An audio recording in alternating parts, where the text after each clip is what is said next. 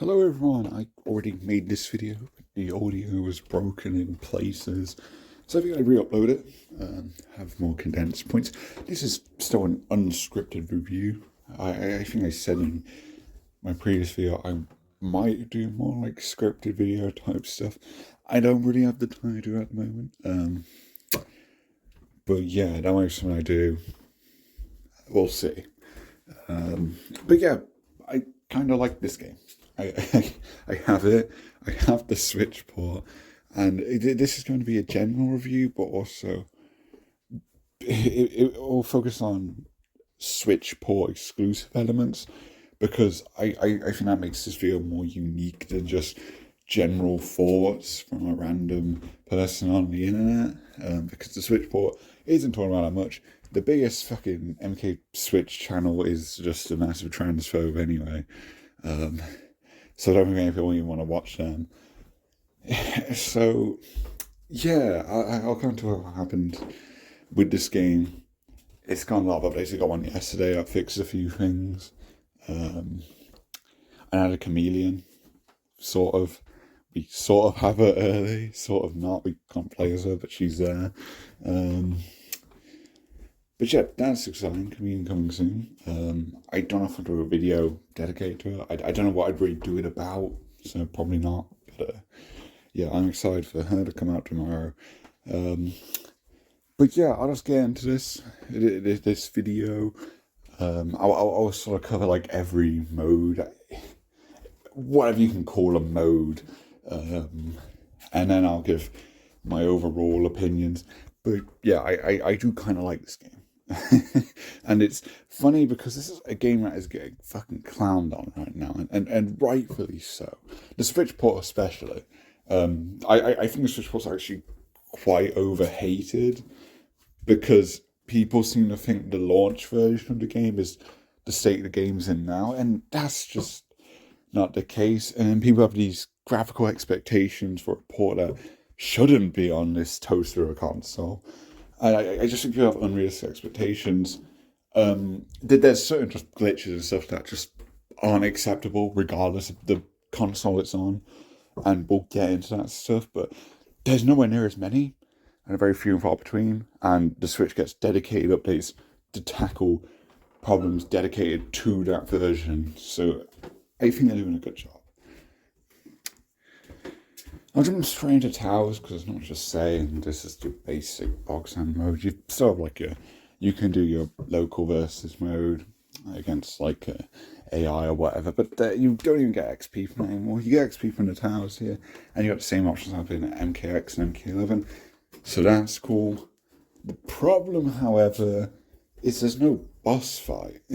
So you have Titan Shang Tsung, and then you have like an NPC cameo Quan Chi, who isn't an NPC because he's a really overpowered assist or anything. He's just an unplayable cameo because he's just incomplete. He has like one projectile, and it's like a retexture like Shang's MKLM fireball. They didn't even update when Quan Chi came out as DLC, which is a shame. Shang Tsung as the boss itself is kind of distinct, but it's more so in a cosmetic way because the AI does not take advantage of this at all. Basically, he has all the abilities, all the moves that young Shang Tsung and old Shang Tsung has. He does not morph. He just has all the moves. But that doesn't really matter because he doesn't really make use of it. So ultimately, it's not a boss fight, and it's just a fight that has unfinished elements. And I don't really like MK boss fights anyway, but this game has very good boss fights and invasions. Very like interactive ones with unique stuff going on. I'd argue the best boss fights in the franchise outside of Deceptions, because Deception had an interactive component to it with shattering the Kamidogu. Also, obviously, just the atmosphere of that stage and the boss itself and the music, that's all really cool. But yeah, it had an interactive element to it. There was a strategy. Whereas the strategy with every other MK boss is just, what's the way to cheese this? What do I spam? Because a lot of the bosses, you either can't do your full move set on, Like you can't do juggle combos and stuff, or they're just bullshit, and you gotta find bullshit counters to them. So they've just never been very fun to me. So I don't really mind that they're not here, but it's just lazy, and I know a lot of people are bothered by it. It bothers me just because, it's incomplete, it's lazy. It has a fucking NPC cameo for no reason. It's dumb. It's real dumb. And the animation when you beat them, it's kind of cool because your cameo's like beating up Quan Chi, you're beating up Shang Tsung, and then you knock them down like a soul well or something. I don't know what it is. But on Switch, it just doesn't. It is so laggy, and the audio's all fucked up sometimes. It's just a mess, and they've tried fixing it, but they haven't. The credits work now, though. Before they had like screen tearing, which is a problem with the story mode, which I'll just cover the story mode now. I'm not going to review the actual content of the story itself. I think it's bad. I think it's poorly written. It's rushed. The acts feel like completely separate stories. Characters will only, outside the introduction, the first 3 chapters introduce stuff to establish this new crappy lore. After that, you just have these essential side stories which tell an overall grand plot, but the heroes you follow do not reappear after their act. It's really odd, and because you have stripped away like 3 decades of lore that characters had and history and all that shit, you've took that all away, and you've got this very rushed story mode, so none of the characters feel particularly fleshed out. There's like missing bits to all of them. I'm not a fan. And again, like this extends to the lore changes, which aren't even that relevant to the story, ultimately. Which again brings into question why you change so much lore in the first place, when MK has always been highly regarded for its lore, more so than its storytelling. It always had a good universe and lore, a good foundation to work off of, and they've only really worked off it well in like the 3D era games, and even on Armageddon's an unfinished story, so I wouldn't even count that really. I'd count the Conquest story, but that's a separate matter. I think, obviously this is a second reboot, this isn't the first one, but the first one retained a lot of elements, or the lore they'd add would be new lore that doesn't really overwrite anything, like Smoke's backstory. Like, Cool Ass, he was sacrificed to a cult, he's possessed by a fucking smoke demon, and that explains his powers. That's wicked. And they didn't really expand upon it. This game just makes him a hunter, and then the Link Ray accidentally killed his family, and then that's it. That's his entire lore. Smoke has been around for so many games, and he's such a non-character. He has nothing going on. So that's just one example, and how he got something in the last time he showed up, and it's just been taken away.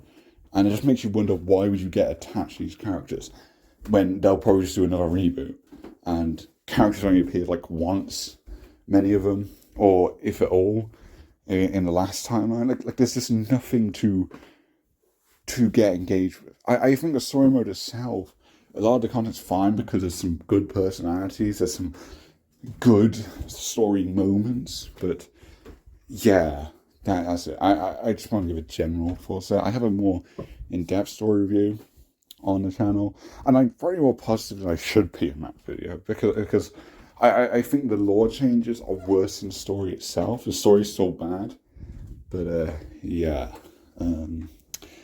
The bigger problem with story modes is the chapter system, which affects stories in the sense that it's forcing you to play as a specific character. It fucks with power scaling, and it just gives you a bunch of filler fights. It's a bunch of contrived stuff it comes up with to have those chapter stuff.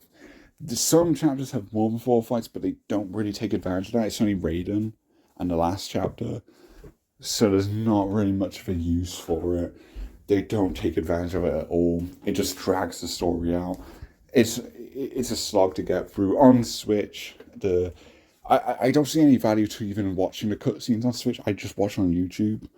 Like, there is no reason to be getting your story experience on the Switch, because the screen just tears all the time when you're looking at the cutscenes, and then the transition from cutscene to gameplay is so obvious because they're pre-rendered cutscenes, so they have the next-gen graphics. Then you have all the screen tearing and the lag and stuff. You get a whole loading screen just to load in the fight itself, and then you're like, oh yeah, the graphics are ugly again, cool. Like, yeah, there's just no reason to watch the cutscenes on Switch. I don't really think it's a pressing matter to fix, but it just makes this mode just unenjoyable. You're just going to skip the cutscenes and get through the fights. I know a lot of people they watch the cutscene when they play it.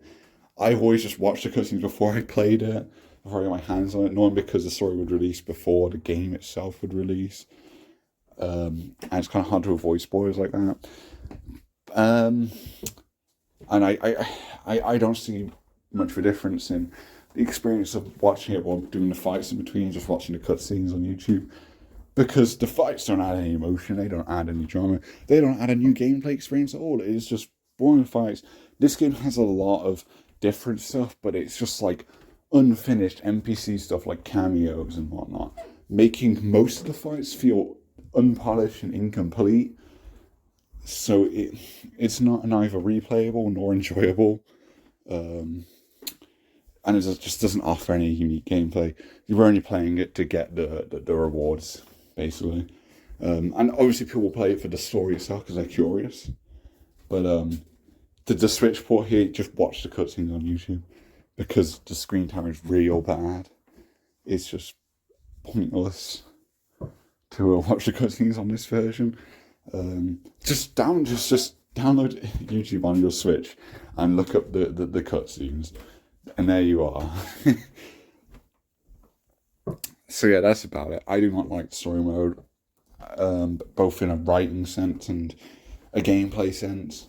It's a pointless mode, I think, that they sink way too much budget into. I don't know why people try and say, oh, this was a fighting game, the story doesn't matter that much. If it didn't matter, then why are we spending so much time to voice acting and animation and whatnot? Like why are you putting so much time into these cutscenes and these intro dialogues when the quality is just not there? It's dumb. But yeah, moving on. This is, I suppose, the third game mode, which I'd argue the first two aren't even game modes. This is sort of the only side mode here. Invasions, and I do a screenshot. While I got to the last Mesa and I've completed it now, I haven't 100% anything yet. But yeah, I initially liked this mode, and I was even praising this in my initial review thing. But yeah, you finish it and it's like, okay, it's finally fucking over. And I was spacing out me playing it. You know, I've had the game for quite a few weeks now, and I only finished it now, and I still haven't 100% anything. And it's about like, it's a sizable amount of content, especially for a side mode, but there's not much incentive to do it. There's enough that you will go through it, you know, for the Order of Darkness skin that each season has. And then the pyramid in the bottom left is something that shows up in the middle of a season, and it will have 2 dedicated Titan bosses that have Order of Darkness skins. And those are cool. We'll get to cosmetic issues at the end. I'll look at the cosmetics as we go in the modes. But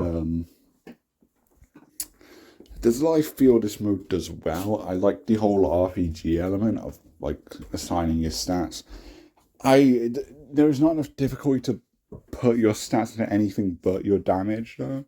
Your attack and special damage. I don't see much value in anything else. I suppose just Archangel's stats slots to health for survival challenges is no one. You could do for a character, but besides that, I found a character I just put all my stats into physical. They're just regular attacks. I found that to be much more successful and found it to let me finish fights much quicker than anyone else, and it was General Shao, and I do not play Shao Kahn, so yeah. I like the RPG. I just don't think it is very well thought out. I don't think there's much of a purpose to really consider much beyond just our attack and put stuff into attack. Because yeah, there's so much difficulty. The problem is I don't want it to be harder because I just don't think that's going to make things any more enjoyable if I'm getting frustrated and stuff. Because already frustrating stuff with the survival challenges and certain clues, which this is all the stuff that makes this mode unique. Like at the end of the day, you're going through these fights, but they have these modifiers like Tower of Time, but to a lesser degree. So the experience is much more playable. It's not as annoying. Although at the same time, you can say there's less put into that because there's less modifiers and they're not as important. But yeah, I think the modifiers are pretty fine. But they do feel like kind of nothing as you go on. I think the tutorial area, Cage Mansion, is genuinely fun, both in the Mesa map, exploring his house, and there's like a lot of funny just visuals, like collector in like Johnny Cage's gaming room, and you've got like all these old school arcades, and there's like a bunch of references to stuff. You've got like Tarkatans chilling in his pool. Like there's a bunch of cool stuff to the Cage Mansion thing, and it ends quickly. It doesn't overstay its welcome. You have a boss fight. It's cool. Which I don't think it's a good sign if your game mode peaked at the tutorial bit. I don't think that's a good sign at all. But I do enjoy the first few mesas of this season, and the mesas on the maps, by the way, and they change each season. They're all based on a stage, and they're just fighting out one stage all the time, which I get it. But it does limit the locations you're covering because it's stuff already in the game. Like this stage is already in the game, but it does have flesh out stages, which I think this is sort of a clever way to do it, considering it's a 2D game and they're just backgrounds now. The stages are very awesome in this game. There's a lot of variety, and unlike the roster, they did not decrease the stage amount. They have 19 like in MK11 before the Aftermath DLC, and they just have a bunch of variants. They have so many variants, like day and night versions, different ways of stuff, or just different stuff going on. And for Halloween, they gave Cage Mansion a Halloween variant. For the Gateway, they gave like a Winter Wonderland gimmick. It's very cool stuff. I wish Stage were interactable still, but they're cool environments, and the music's finally fucking good again for the first time since Armageddon. Like I don't think MK didn't have a good soundtrack. It fucking blew ass. But MK9 it's technically fine because it is just remixes of classic themes. But literally every single remix downgrades the original variant, so I wouldn't say it was well done. So yeah, this is finally a good soundtrack from NetherRealm. And I'm surprised. I think that's really the biggest thing that improved, because I think the soundtrack is very good, and there are certain tracks that are on par with like Midway stuff, which is quite surprising. Yeah, so I like the stages. I wish they were interactable, but they're cool. They are cool for 2D background stages. This is as good as you're going to get. And obviously the mesas, you explore the environment connected to these stages, and it's cool. You flesh out. But none of them have the charm of the Cage Mansion Mesa, because it doesn't have like the quirky, goofy little locales or anything. You don't have like a narrator constantly going through you. Like you have Johnny constantly telling you stuff in the tutorial Mesa, and a lot of it's not like he's hand holding you or anything. He's just like saying funny shit. So I thought it was fine. The actual tutorial doesn't really handhold or anything. It's very good, all things considered. And then you get like the first one here is the Tarkatan colony. You don't have like Baraka talking to you the whole time or anything. You don't have anything like that. You don't have a companion. You have Liu Kang sometimes say stuff, like very rarely. But I don't give a fuck about Liu Kang. I don't care about him. And he just like brings up like, he'll sometimes talk about a boss you're about to fight, and sometimes he won't. It's inconsistent. It's just meaningless filler text. It doesn't really contribute anything. And then I got to Fengjian Village, which is where the tea house stage is. Which I think that was good because it explores the actual village as a whole. It doesn't explore the actual fucking tea house establishment. So there's a bit more there than just the stage, which I think is cool. Of the mazes here, I'd probably say that this was the best one to explore. It had a lot going on. But yeah, there's nothing like the Cage Mansion one. They didn't have that life or that charm that made the whole Mesa minimap truly appealing. It was just kind of a backdrop. It becomes meaningless. It fleshes these locations out more, but there's nothing really funny. There's no lore tied to anything. It's just more land. And by the time I got to Loon Forest, I was starting to realise that once you get past like the halfway point, it does start to get dull. It does start to get tedious, and it's not a new game for me anymore. You know, so the honeymoon phase has worn off. So tedious stuff is starting to bother me, and yeah, that's when I started to fall out of this mode. It just becomes too long doing the same stuff, finding the same palette swaps that never really increase the difficulty. The invasions level increased, but I was always a level above them all. And even if I wasn't, I could probably still take them. If I was a level under-leveled, it'd probably just be more annoying because it'd probably just take longer. It wouldn't be harder. They just have more health and it'd be longer to take down. And yeah, I got to level 30 like a bit early because the Pyramid Mesa, which the bosses scale to your level, which I quite like because it does mean that anyone can get these, which is good because there's so limited time. I don't know why in like 4 days in middle of a season. That is so ridiculous. I don't get the point in that. If you want to have it, it's like something that releases in the middle of a season, that's fair enough. But having it just be there for only a portion of the season, not middle to end, it's such a pointless fear of missing out thing. It's bullshit.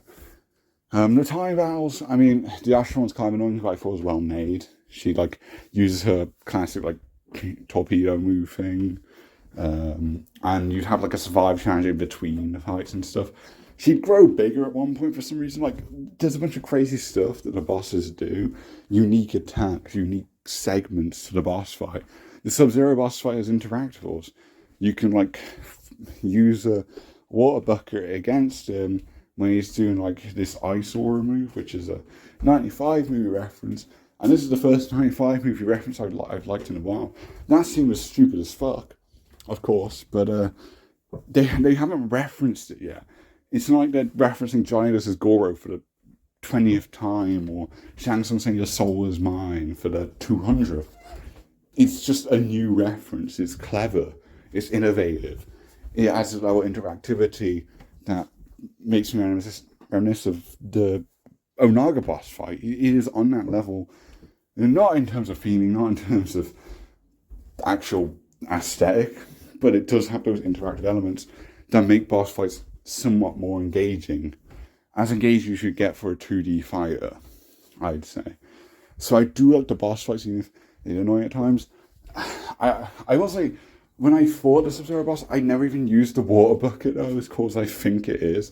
I never use it because I just got an overpowered talisman and just beat him. Which, yeah, talismans, I haven't even brought up yet. Those are basically your own modifiers. You get like an amulet that has a set amount of charges. Each does an ability, which helps you out, and they do significant stuff at higher levels, so they're actually very useful.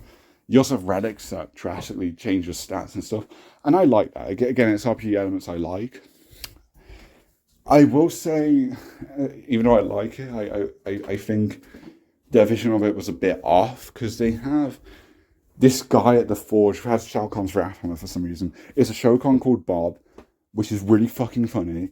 And like, at Cage Match, you're introduced to him and Collector, and then you're 2 recurring characters, which very random, but I dig it. I like that Collector's still got this merchant vibe that MK11 established, because I think that's the only way we're getting him around still. And the crypt's gone, so I'm glad they still found a way to put him in. The crypt being gone's done. I'll talk about that later. But yeah, it's called up Collector here. I wish he had voice lines though. I wish he had training voice lines. He just kind of makes like snarling noises. Because they have the voice actor for him. The voice actor for Collector is actually Reptile.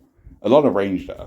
Like that's good VA work, but yeah, like you get like lore for him as well, because Johnny Cage introduces him, and like Collector's like his assistant or something like Carly said. It's yeah, he games with him or whatever, and Bob's like his personal chef or something. Like it's fucking wild, and I dig it. I really just dig Johnny just having friends with like the most random guys from Outworld. It's cool and it's funny. They're making Johnny Cage funny again, finally. I say again, I couldn't tell you last time I found him funny, you know? Like this consistently funny. So I'm impressed. I'm impressed with the Caveman stuff, and I keep going back to that because that was the part that really impressed me. The actual seasonal content, it's alright. It exists. It's got a lot there. It's just grindy and it's just tedious. But yeah, Bob, as cool of a character as he is, I haven't really used him at all. The only time I've used him is to recharge my my existing talisman in between fighting the pyramid bosses. And that's just because you have to beat them multiple times to get all the pallets, which that was just an unnecessary grindy thing to do, because a lot of their charm then gets lost when you're fighting them for the 8th time. But yeah, that's the only time I've used Bob. I have not used the Forge to make anything, because the game itself, chests are everywhere, and they give me talismans, very good ones. At some point in the Tarkhan colony, I got this Warhorn thing, which summons like a horde of Tarkatans to attack for you, and it does so much fucking damage. It does so much damage, even against level 30 bosses. So I just kept this Warhorn equipped until I got to the final Mesa, where I got the Frostfart relic, not relic, talisman, which for some reason just have any fart relics, just the talisman, not relic. God. But yeah, any any of the amulet thingies that farts is for some reason always the best one in the season. And for some reason this game's trying to erase Boraicho with like replacing him with Madame Bo. So we can't define guy, but we can just have every character fart, and that's the meta for invasions each season. Like, make it make sense, guys. It's fucking done. So yeah, I only used two of these legendary talismans that the game gave me. I didn't make them in the Forge, and they're two of the strongest ones in the game anyway. So what was the point of the Forge? Not much. There's like a whole bunch of like different things you put to the Forge to customize the properties of your talisman, which is just a lot. It's just a bit too much, and also there's a chance that it fails, and it costs a lot of the currency thing. So you kind of don't want to fuck around with it when you've already got like a really good one. And yeah, I just haven't used it. I don't see a reason to. I'm sure you can make strong ones, but I already got a really good Warhorn and Frostfart one, which are the two best ones. Anything that isn't them is kind of like a lot less optimal to my knowledge. So as much as I like a talisman idea, I don't want to execute well, nor is it really balanced, which balancing is much of an issue when it's a single player mode and they're meant to be really powerful anyway. But there's not much incentive to use anything other than like the best ones that the game already gives you. Maybe this wasn't an issue in other seasons, because again, another season might not give me one of the best ones in the game straight away.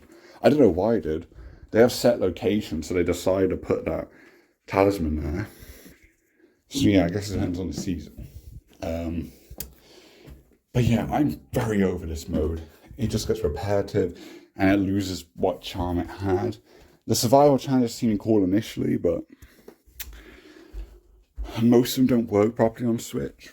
And what this is meant to be, there's meant to be these ice tombstone things, and you have to hide behind them, and as they melt, like, it keeps you protected. But they disappear straight away. So the only way to tell where it is, where it's spawned, is to see where the smoke particle effects are. Not smoke, vapor, but fucking yeah, it's dumb. It's dumb. That I've got to look around for the steam, and I've got to look for that, and that's how I know where to stand. And there's other ones like this where you got to destroy a bunch of things, but they're invisible, and they're all doable. You know, I did them pretty quickly after a few attempts, but holy shit, it's annoying. And you've normally got to equip a specific character to have a specific ability to actually do it well, and it's just annoying. It's just tedious, and not a fun challenge. And again, they don't work properly. The latest patch might have fixed them. I haven't actually checked to see. But yeah, it's just not acceptable. Don't say that doesn't work. And yeah, I just don't find it fun. There's Test Your Might, that's back in Invasions, and that's cool. They all do their own like animation and stuff. But they put way too much effort into that. When you rarely encounter it, it's not even something that gives you XP. They could have just not had Test Your Might in the game at all, and I don't think anyone's opinion on this mode would change. It's not around frequently enough, nor does the difficulty really alter at all where it matters, and it's the only test your mode. There's no any other ones. At the moment, at least. They might add more, I suppose, but I don't know. I don't really care. So, this bonus content in between failed to be good. So, yeah, it does fall back on just, oh, here's these fights that aren't really engaging at all.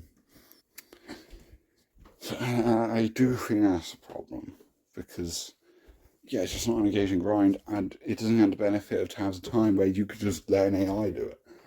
Where Tales of Time was just an AI fun. It wasn't a good mode. I've sunk hundreds of hours into it, but the AI was playing it, not me. And when I was playing it, I wasn't really enjoying it at all. I'd say this is better because there is a bit more to it. But there's weaker rewards, and I think that's actually the biggest issue. If there's enough incentive to keep doing these pretty similar fights, I wouldn't really mind it. But the XP has been nerfed to hell, because if you have a good strategy to end matches quickly, then you can like grind it out, because they're just single round fights. They're very brief, and you can end them quickly at a higher level.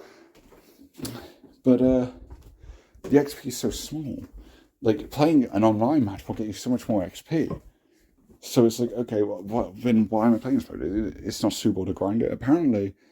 And I haven't even touched on the Gateway Mesa, but it sucks, let me tell you. But yeah, it's not even good for character mastery stuff. Once you get to high enough levels, it's barely noticeable that you're leveling up. Which I thought having character mastery would help make up for the lack of rewards, but it doesn't, just due to how long it takes to get any levels, which makes it feel like you're getting crumbs for rewards, which compared to MK11, yes you are. There's so much less in terms of cosmetic stuff, and people say it doesn't matter because it's cosmetic, doesn't affect the gameplay. It affects this mode because there's not an incentive to grind through it. There's a little one. That's the only reason people are sticking around, and that's for the Order of Darkness skin. That's very seasonal, and they put fear of missing out aspects to it by making it seasonal. And it's dumb. It's dumb. How that's it. That is it. Because besides that, all you're getting is these shitty seasonal palettes, which fit a handful of characters. Most people do not like them. And even if you do, they're not going to stand out because everyone has several of them. And it's impossible to really keep track of if you have them all. There's just so many. On Switch, you can't even get them all because this Gateway Mesa, this one in the middle here, let me zoom in on it for you. This piece of shit, it fucking sucks. It sucks because it's the new Tales of Time, which had me worried when they announced that, because I was like, oh, they're going to have so much limited time rewards. No, they just have no rewards to it. There are no rewards dedicated to it. There's five seasonal palettes in the in the seasonal progressive tab, which gets harder as you complete it, which I like the idea of. And apparently you get more XP the higher level. I don't know how true that is. So I don't know how worth it is grinding. It's definitely not as worth it as before because they nerfed the fuck out of it. But there's also stuff like hourly, weekly, daily challenge towers, which are so nothing because there's no dedicated, unique reward, nor is there any unique aspect to them. I don't get the point of having ones that have set timers because they all feel the same.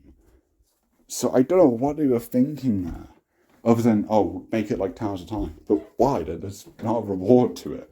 The only thing really there that's of note is the seasonal tower, which does have a few exclusive palettes you unlock when getting to a certain level at it, which on Switch you do not receive.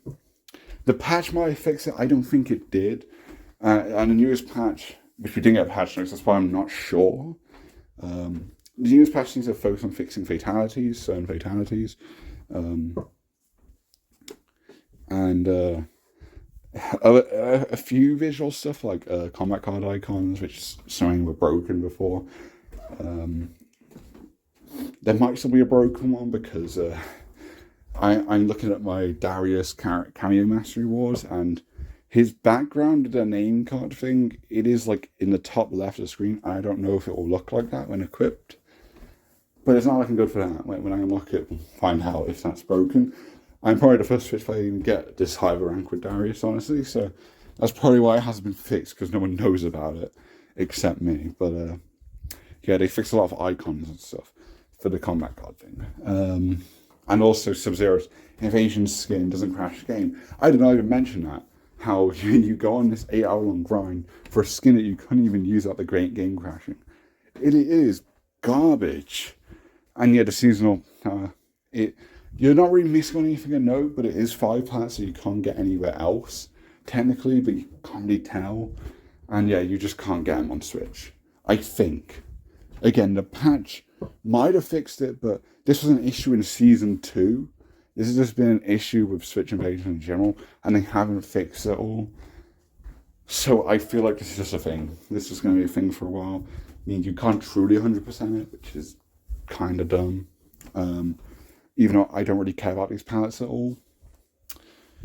It's just lame. It's just lame, and it takes away the only unique rewards that this Mesa had.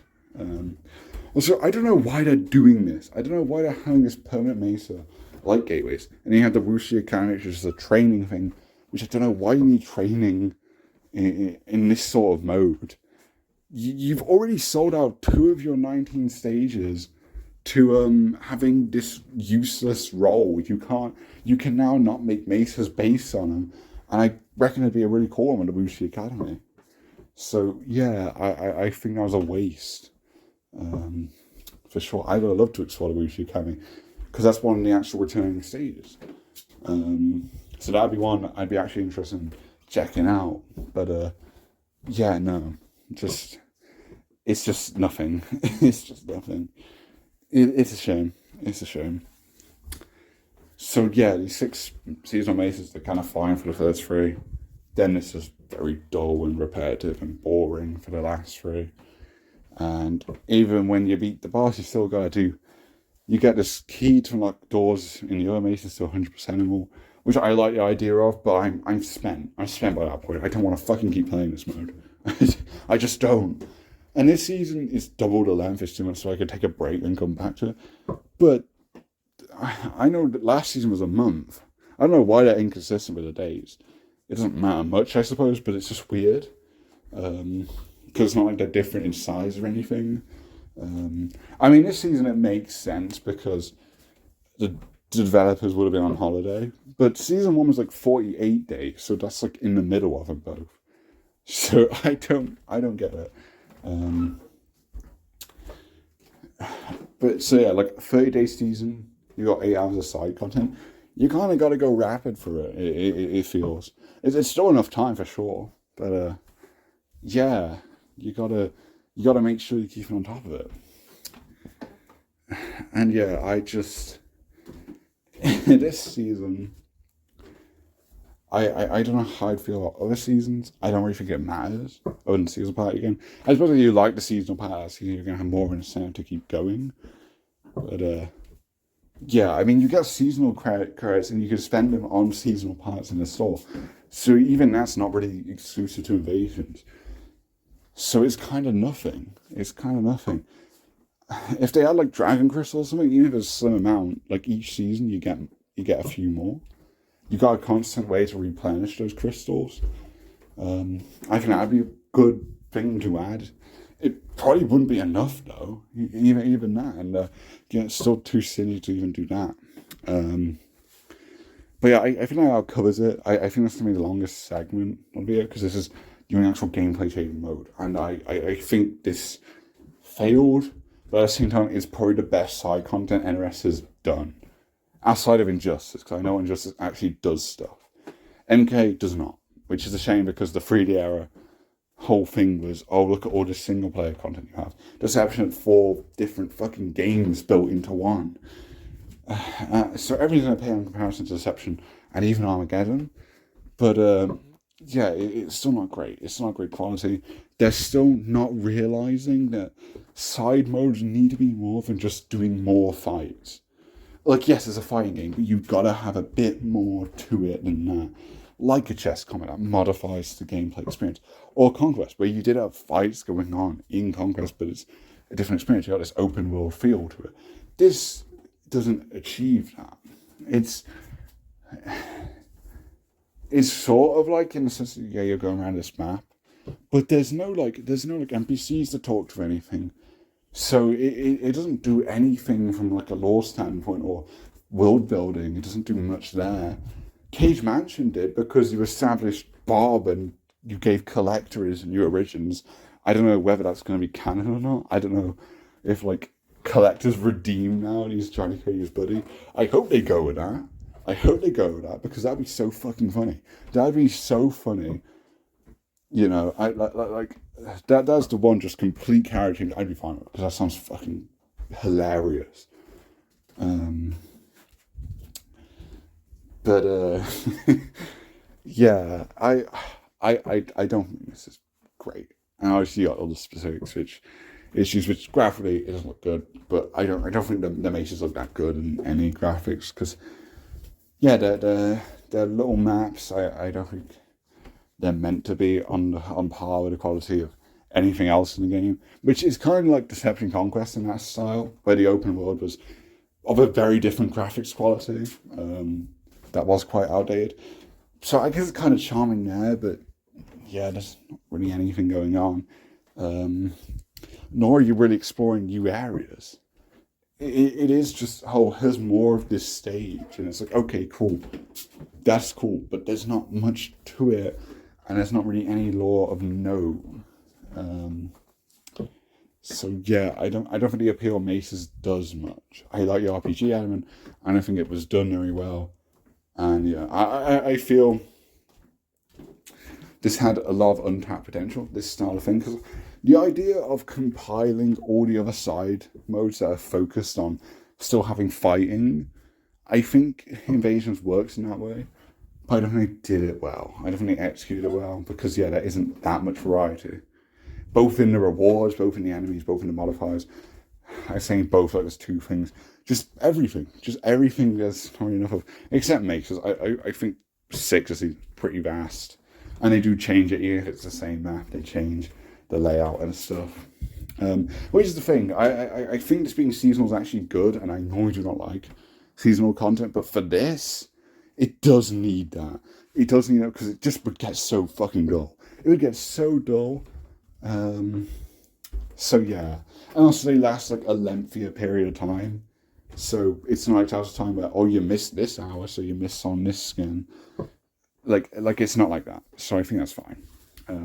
The problem is it means you need to have online on, so when the servers die, Invasions dies with it. But this game has a lot less, that's a lot behind online, so it will be playable when the servers shut down, unlike MK11, which won't have much. Although currently, unless they change it, which they did for 11, you can't even access your DLC without online, so yeah, it's not great. But yeah, I think that does cover it. I think it does. I think it had potential. Again, I still think it's the best thing we've had since the 3D era. But yeah, it's just not great. It really isn't. But yeah, I reckon when the next season comes, I think it's gonna be cool to check out some of the new Maces until it won't be. Um, I don't know if I'm saying there's too much content because they don't have the rewards, but they have all the different Maces and they're pretty vast. It's like 8 hours of content for a side mode. It's plentiful, and obviously each season has another 8 hours of content.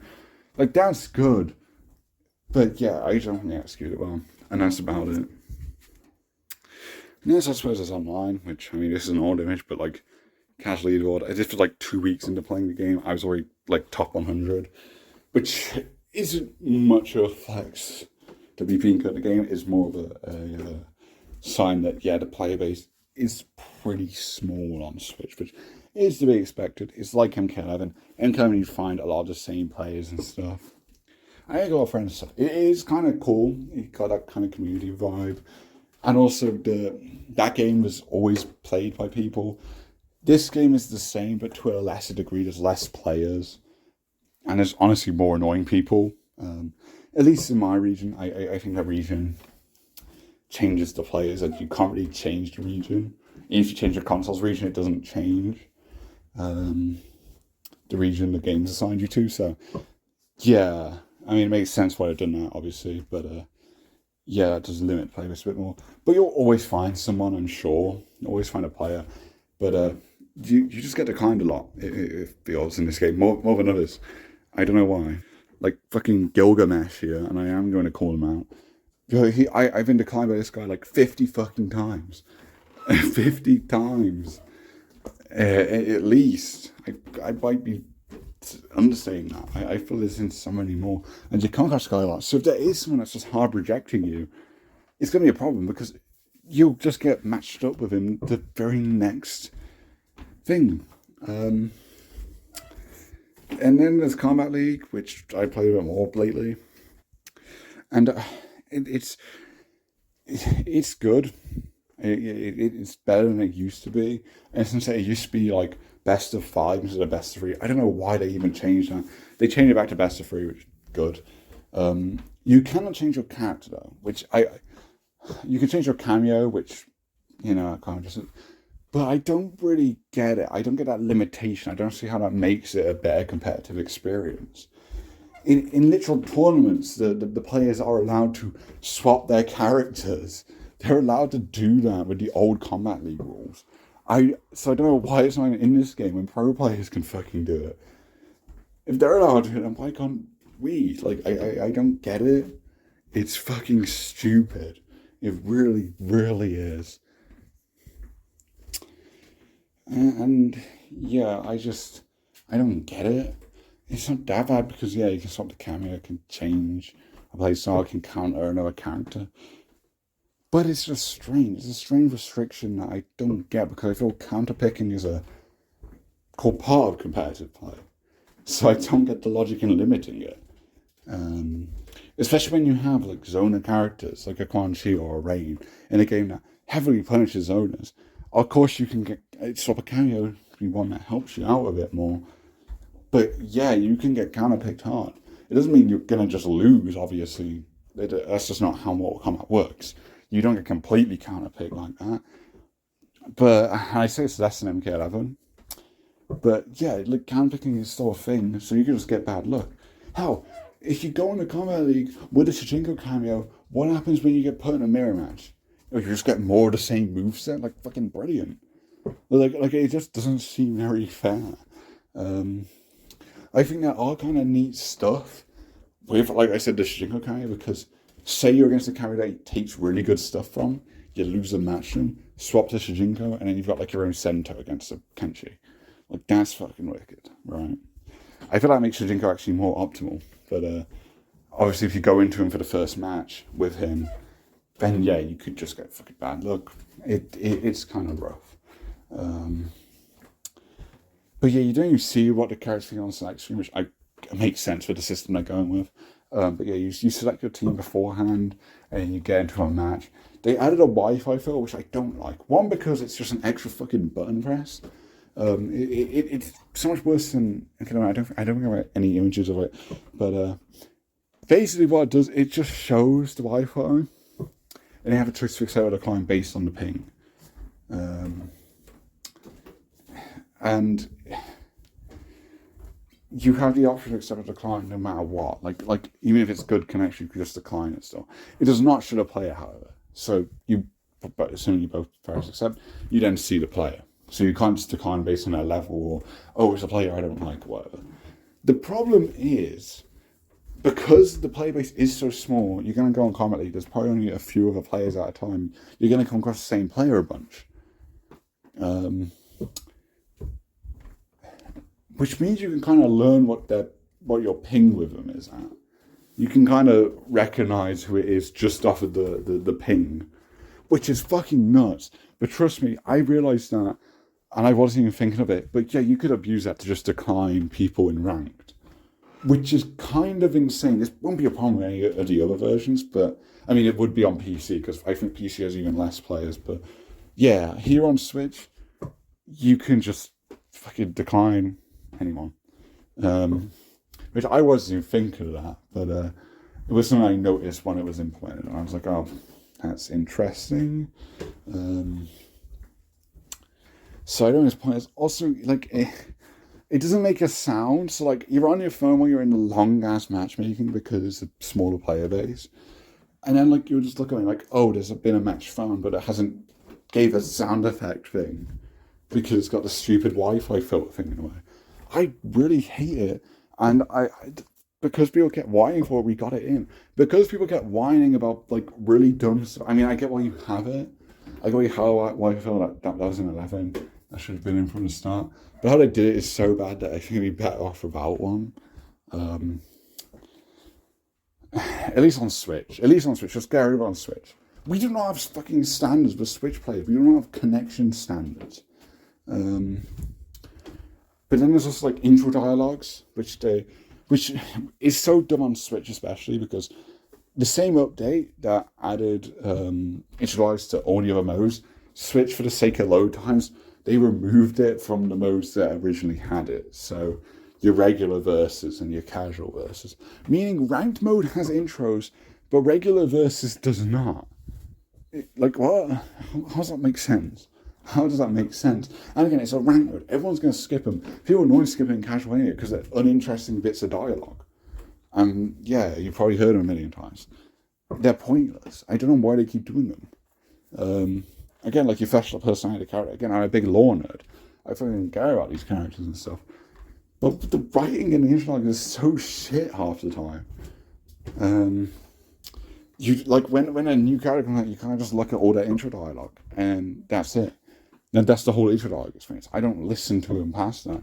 The reason I've been listening to so many is because you need to, or else you'll risk a big chance of desynchronization. And if you don't skip them, you might get desynced. Which the last patch was meant to fix that, but it didn't even fix it for other consoles, so I can't really fault the Switch much there. At least when the Switch added that patch, they added other fixes, like the fatality fixes and whatnot. So, yeah.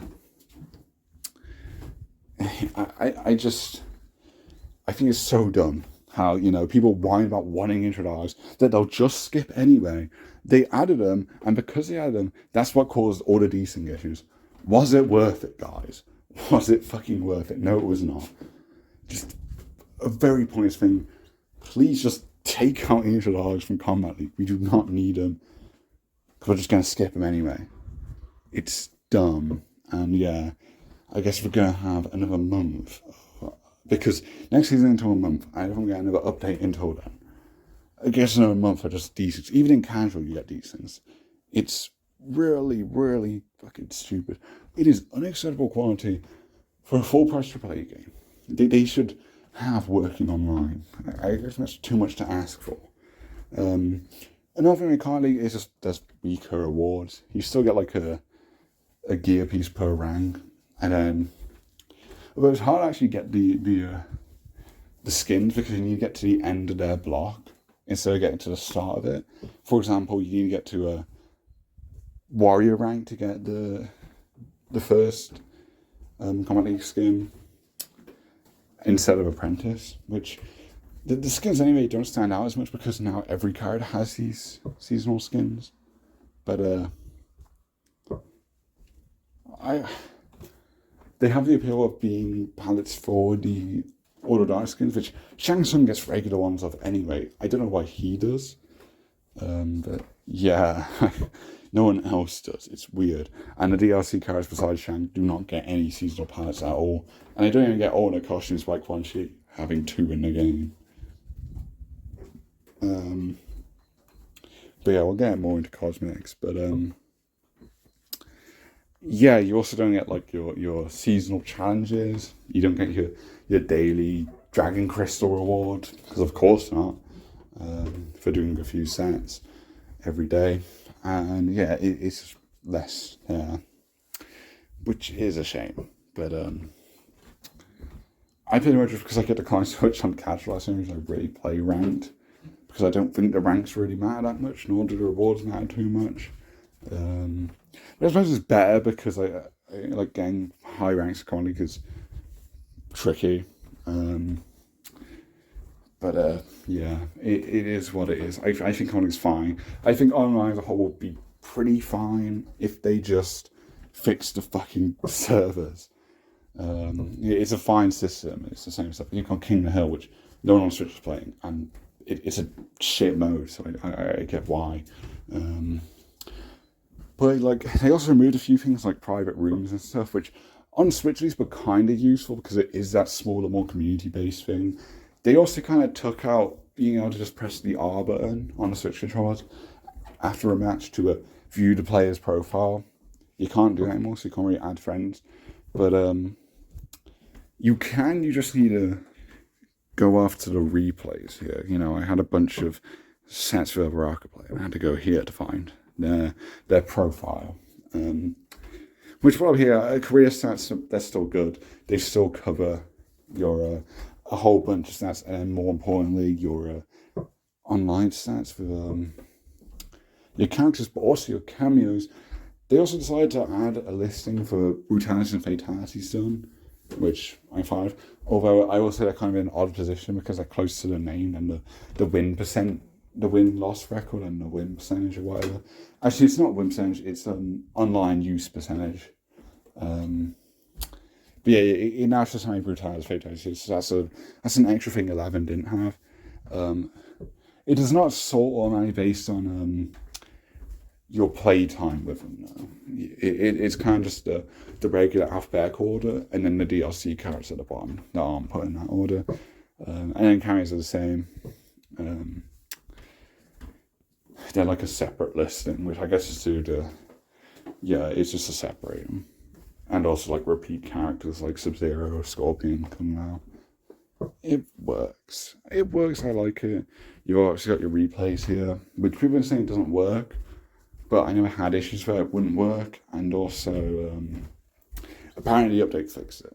I'm not really sure because again, the update hasn't been out for long, and they gave us no patch notes. But it does just show that they're still fixing a bunch of stuff, which is cool. So yeah, while we're here, let's have a look at the mastery stuff. You have the character mastery, which goes up to 35, and character mastery that goes up to 15. I like the idea of this. Again, I feel like something that had a bit of wasted execution. What in how little XP you get, I think you should be getting a lot more. Also, I don't like how the levels cap. I get that the rewards have to end at some point. You can't just have an infinite amount of rewards. But I think your levels just keep going. They did it for the profiles, which the rewards end at 100, but you can just keep leveling up. Do for the mastery, you know. And I'd like to see other players like ranks of characters. I think a big appeal of character mastery is getting to flex the rank of your characters and stuff. I think that's a big appeal. But yeah, they didn't really do that. Obviously, you still flex your completed mastery by using the final tier stuff. I mean, it does feel rewarding when you get something, but that's just because it takes so long to get something. Like, for a cameo, you're just unlocking palettes and then, like, some combat card stuff and maybe a brutality. And that's kind of it, because they have no alternate costumes.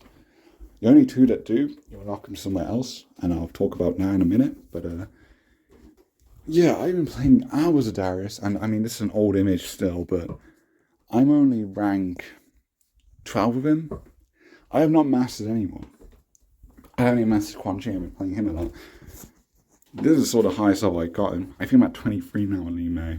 But yeah, I also can't even view the whole match thing. It's just the next 5 levels, which is dumb. I don't like limiting that. I don't see the point. Like, I'm just gonna Google what the rest are now. Thanks, never wrong. I mean, what we're looking at the roster, I should say I like the roster, and I'm gonna give my general thoughts here, which is where I'll kind of talk about gameplay and stuff, rather than modes and fundamental stuff for this game, because I think that's just a lot more opinion based than anything. But yeah, I like the roster. And I think it's the main thing keeping me around. Cameos are very cool. I'll get to that stuff. But yeah, let's look at other ways to unlock cosmetics in this game. We have the shrine, and I hate this fucking thing. It's 1,000 coins, and you get something in the RNG pool. The best part of this is that it's not seasonal based, except for a few seasonal palettes that you get in the shrine. The actual like regular rewards are just in there, and you get like a bunch of concept art and stuff like that, bonus stuff that you find in the crypt in other games, and also you get like a lot of specific skins. You get like Order of Darkness and Down Garrus here, so I guess they're not getting seasons. You just get like any character that had more extra ults from story mode, like Kenchi's suit outfit, or his Order of Darkness costume is awesome in his suit. So those two skins are going to very much blend together when the other one comes out. But you unlock like a Yakuza outfit in the shrine, for example. Or the festival outfits for Kanana Million. You unlock them in the shrine. Which is good. The problem is this has been there since day one. And they are drip feeding us the content. This isn't a fear of missing out thing. This is spreading out releases to try and keep the game alive. Which in turn makes it feel unfinished. Because you're limiting the rewards. And you know, I mentioned like Quan Chi has no ults, which is so dumb because they put so much effort into his gear. It looks so cool. It changes his skin, and some of the gear changes colors because it's glowing and stuff. He looks fucking awesome. Quan Chi is so dope in this game, but they gave him no ults. Even though the costume he has is cool, the palettes are good. I want more, and he has 2 very awesome alternate costumes that we see in the story mode. So I don't know if they're coming in the shrine in a future season. I don't know why you limit that though. People have spent money for this fucking thing, and you're not giving them your existing content. It's dumb. All you need to do is make some alt colors for the costumes, and you're finished. I feel like they're coming because I don't know why to limit it, and clearly they've shown that they add the story stuff eventually. We haven't had it all yet. You know, we're still missing a Johnny skin, which he has so many skins. I think he's got 7 if they add the Ninja Mime skin.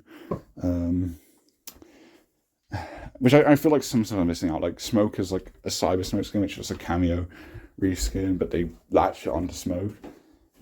Which I feel they just won't bother giving him as a skin, which I think it would be dumb. It's a very lazy skin, obviously, but just let people have access to Cyber Smoke. It's there. Like, it doesn't make much sense that he's carrying a knife when he's a big robot guy, but let people have fucking fun. You know, I'd play him if I could play Cyber Smoke. That's cool. But yeah, there's like some cool stuff. You know, Camera like Havoc and stuff. There's specific gear and stuff, and you can just get it here, no matter what time you play. And the later you get into it, the more rewards that will be there. Like apparently, at season 1, it was very quick to finish this, but now like I haven't finished it yet, and the coins you get very sparingly, which I don't like. I get why, because this is the only use for regular coins, but I feel like we should get some more. And the best place to get them is in tutorial, which I will cover, which is just kind of a strange place to, your best place for coins. You get a lot more seasonal credits, but they're not as useful because you just get seasonal stuff. Although you get you can buy a gear piece for each character that changes each season, and that's not tied to a season thing, so that's kind of neat.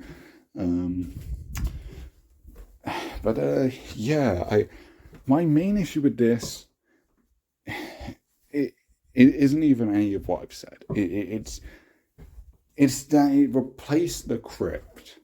The crypt that's such a staple of this franchise is iconic. It was sort of like this one thing from the 3D era that was just an absolute thing you'd get.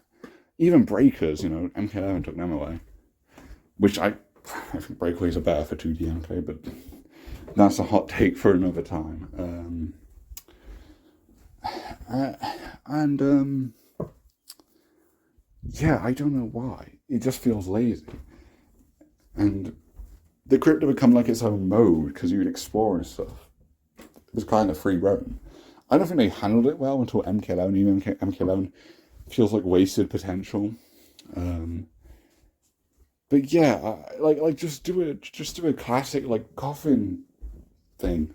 Just remaster the Deception crypt environment or whatever. Because this game, a big appeal of it is look at all the 3D era stuff we brought back.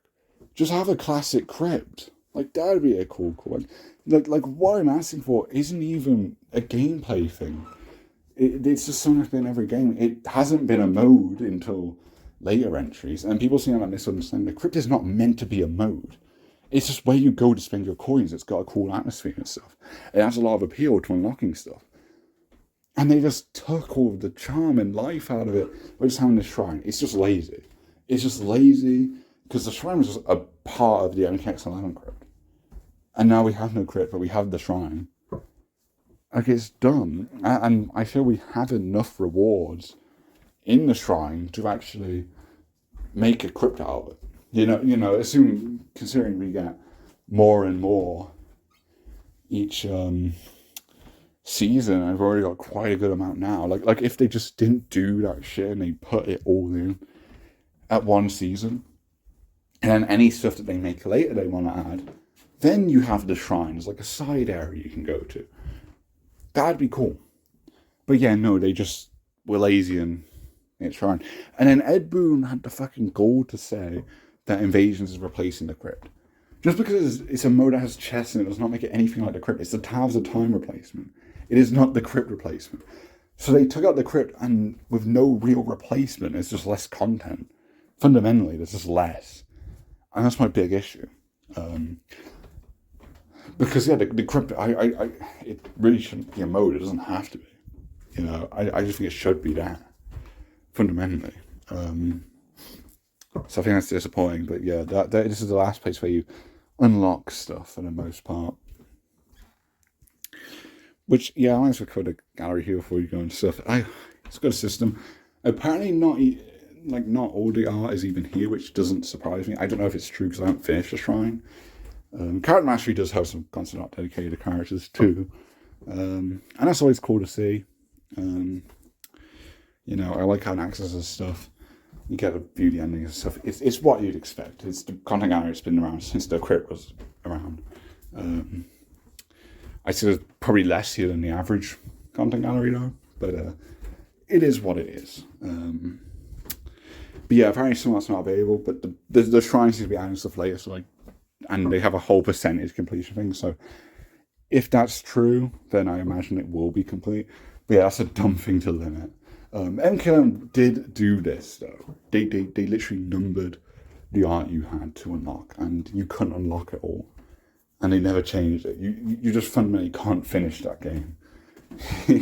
even if you kept up with all the limited time bullshit, you cannot 100% it. Because they just have stuff in the game that isn't accessible. It's so dumb.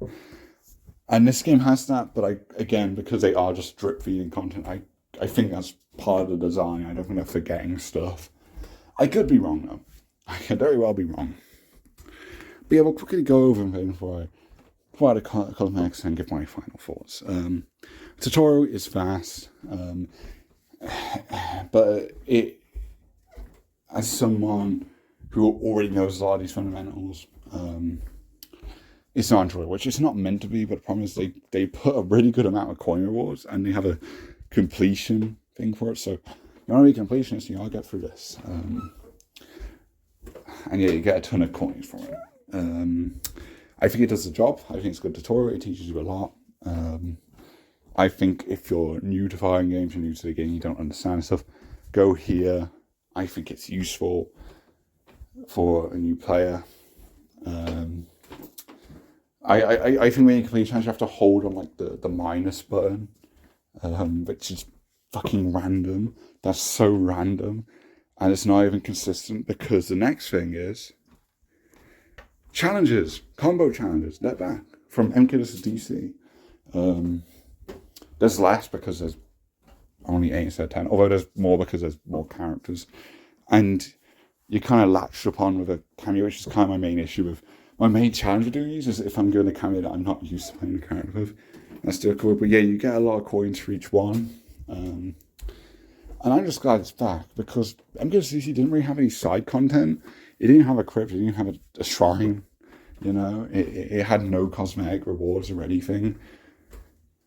But it's one extra little bit, it was these challenges. And I really enjoy them, even though a lot are quite annoying.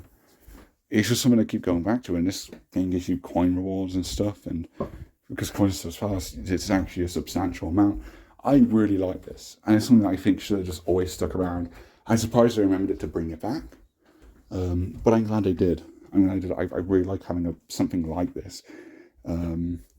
I think it's not as useful for this purpose because you have assist characters, and you might want to use a different assist to one assigned, but this can help with practicing. It can teach you some fundamental combos and give you some combo ideas and stuff. I think it's useful for that, as well as just being a fun little challenge. Or annoying.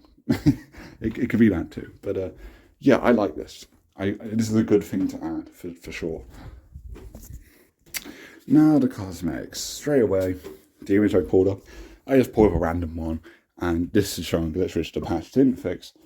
You can actually get the gold and silver hats for the Titan bosses now, but Ashra's gold palette is the silver one. They are identical.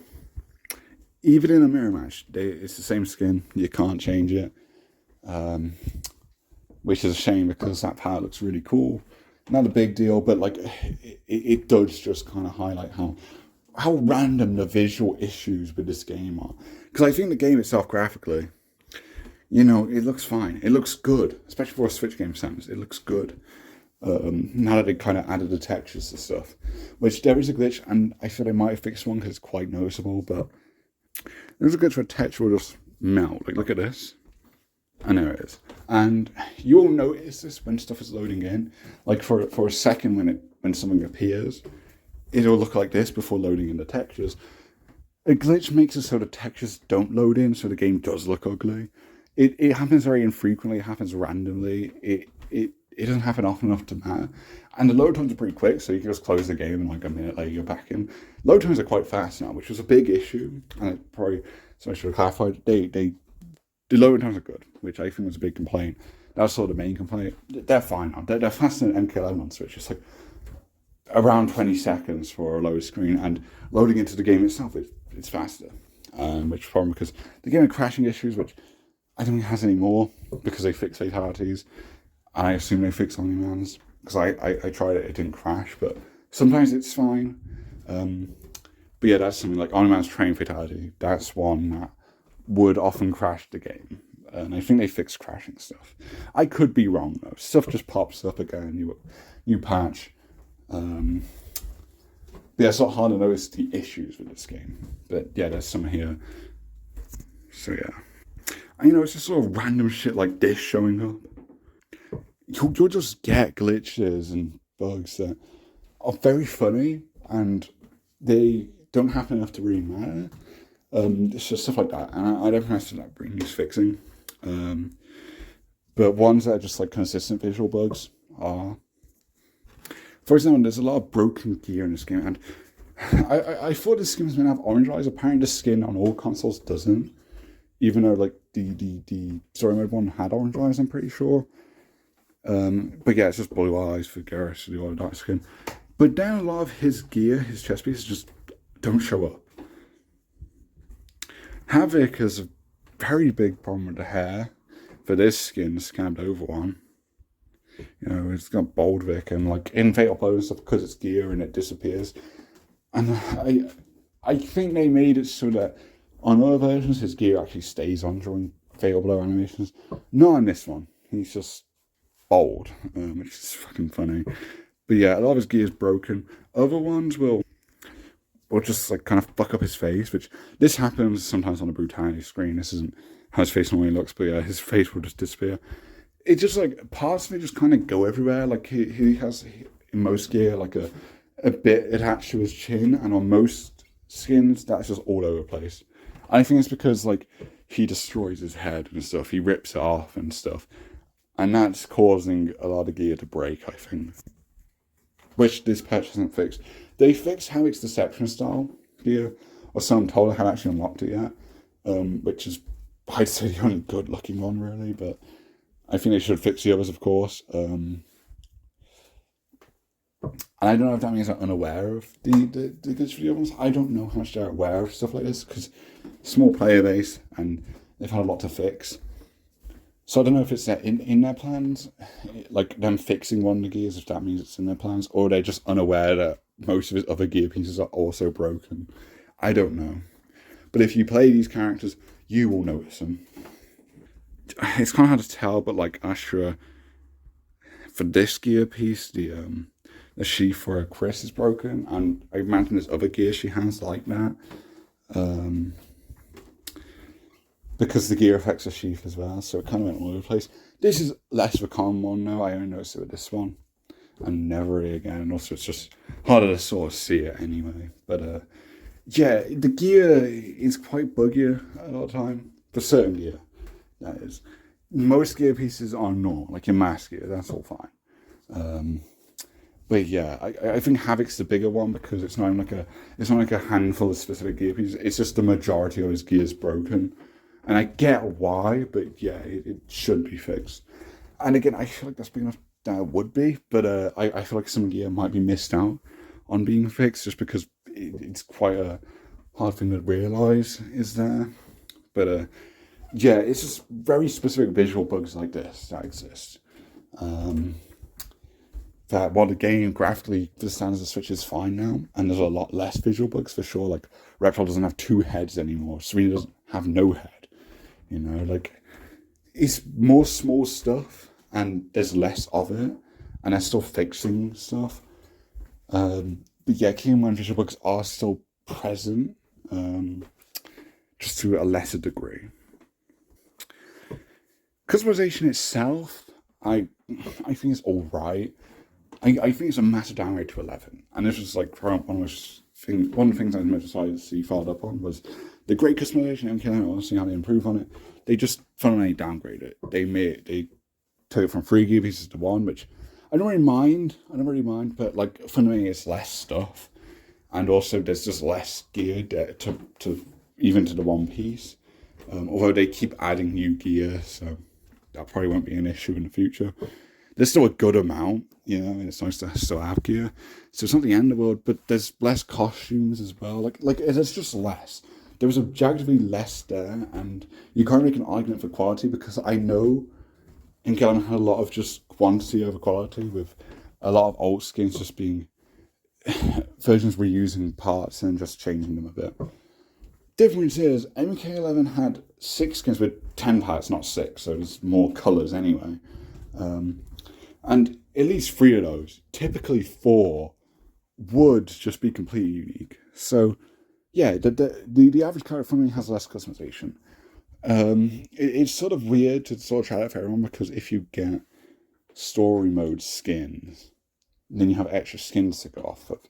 Like Johnny has a lot, and then you buy the compact, you get the Johnny Premier skin with that actor guy,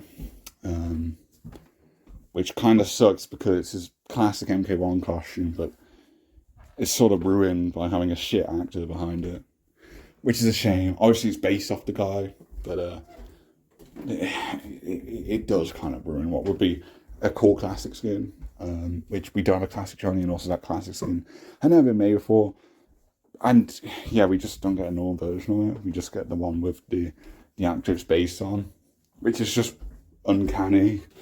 But yeah, you buy the card pack, you're kind of forced to own it. which I guess is a bonus. It saves you 1,000 dragon crystals because they marketed it as a exclusive to the premium edition. Then it was a combat pack exclusive.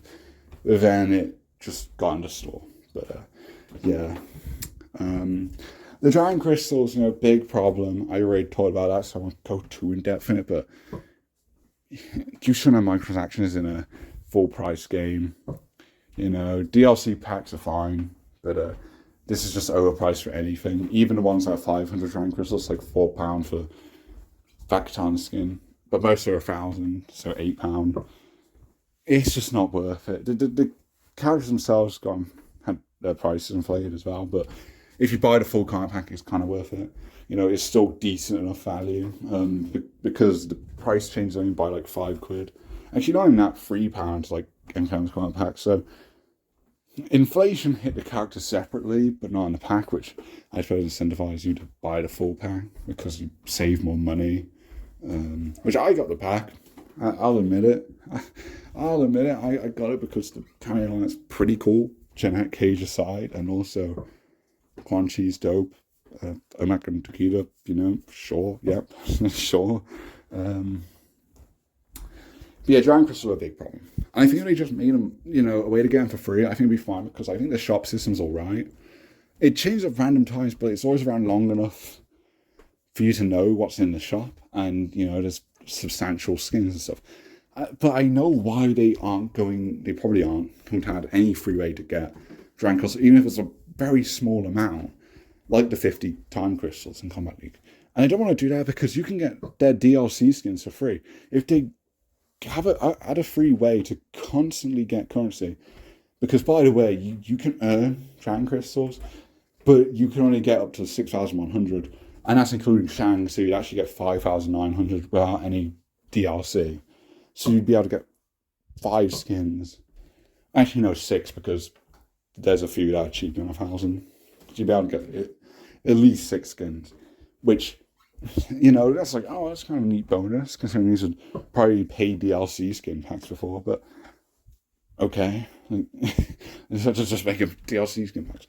And that's the thing. If they sold them as fucking... What am I wrong? No, if they gave the Dragon Crystals away free, not selling them, just giving free ones out, and giving a replenishable source each season, then that creates a problem of people just going to get all the cosmetics that you added that could have just been your DLC skins. People are just going to get them for free. You're losing money. I think they're losing money anyway because people are going to rather buy skin packs because it's better value.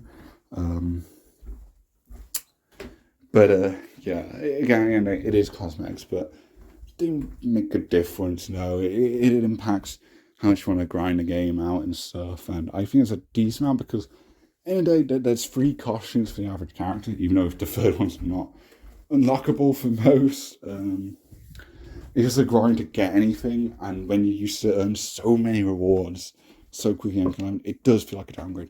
If MK11 didn't exist, this would feel like a big step up in cosmetics, but yeah, it's just not. It just really ain't. And it's a shame, because I think that is cool stuff, but yeah.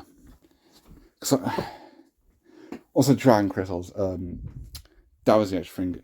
You're meant to get 1250, not 1250. Yeah, wait, yeah, 1,250 Dragon Crystals. That is right. You're meant to get that amount of crystals for purchasing the combat pack.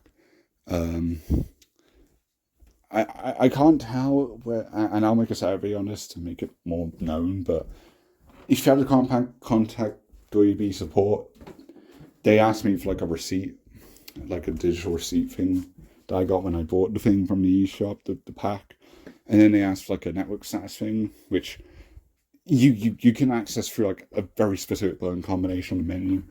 This sounds like fucking bullshit. This sounds like a free VBook hack, but trust me, go to one of our support. If you have the contact, they should give you crystals. And I can't tell if that's because the pack's meant to give them that, or if it's just because their in-game ad accidentally falsely advertised 1250 crystals. I don't know.